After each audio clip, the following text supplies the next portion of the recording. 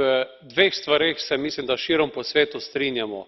Prvič, da smo ljudje povzročili klimatske spremembe, ki nam delajo takšne težave, kot smo jim priča bodisi v Karibskem morju ali pa v Evropi, in drugič, da je bila Evropa tista, ki je prva prepoznala svojo obveznost in tudi svojo vlogo na področju zelenih ekonomij in na področju zmanjševanja izpusta toplogrednih plinov. Imamo številne politike, bodisi prehod in strategijo prehoda na krožno gospodarstvo, kjer govorimo o učinkovitih rabih virov.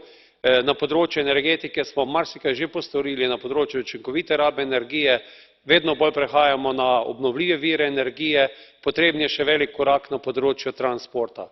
Veseli me tudi to, da takšne onesnaževalke, kot je Kitajska, sledijo evropskemu zgledu, ki so povsem prenehale z izdelavo novih termoelektrarn in da Kitajska danes že proizvaja več vetrne energije kot celotna Evropa. Z zgledom bomo največ pokazali in na tej poti moramo vztrajati.